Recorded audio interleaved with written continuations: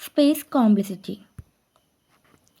ഒരു അൽഗോരിതത്തിൻ്റെ space complexity എന്ന് പറയുന്നത് അതിൻ്റെ പ്രോഗ്രാം റൺ ചെയ്ത് കംപ്ലീറ്റ് ആവാൻ ആവശ്യമായിട്ടുള്ള total amount of മെമ്മറിയാണ്.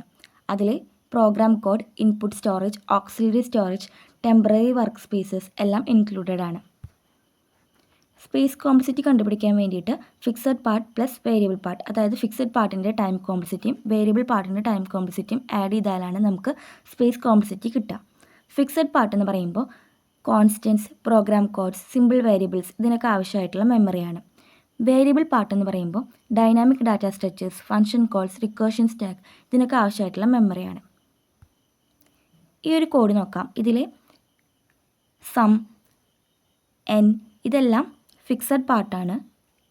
Array of n അത് വേരിയബിൾ പാർട്ടാണ്.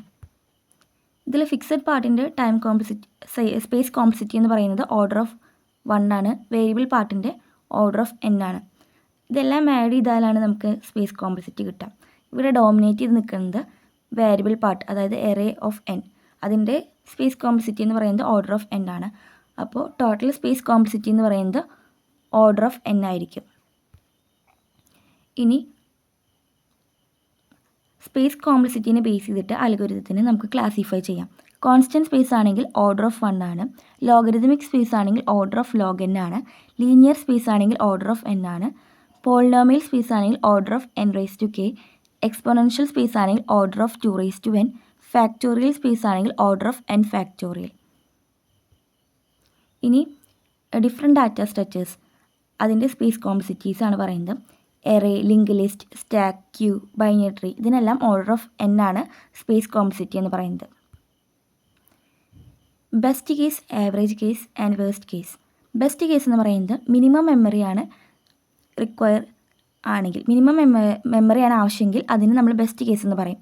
എക്സ്പെക്റ്റഡ് മെമ്മറി ആണ് യൂസ് ചെയ്തിട്ടുണ്ടെങ്കിൽ നമ്മൾ ആവറേജ് കേസ് എന്ന് പറയും. മാക്സിമം മെമ്മറി യൂസ് ചെയ്തിട്ടുണ്ടെങ്കിൽ അതിന് വേസ്റ്റ് കേസ് എന്ന് പറയും.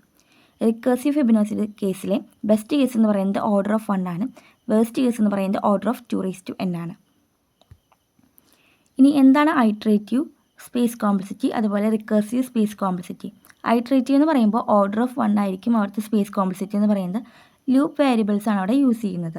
റിക്കേർഷൻ്റെ കേസിലാണെങ്കിൽ ഓർഡർ ഓഫ് n ആയിരിക്കും അവിടുത്തെ സ്പേസ് കോംപ്ലിസിറ്റി എന്ന് പറയുന്നത്. റിക്കേഴ്സീവ് കോൾസിന് വേണ്ടിയിട്ട് അവിടെ സ്റ്റാക്ക് ഫ്രെയിംസ് യൂസ് ചെയ്തിട്ടുണ്ടാവും.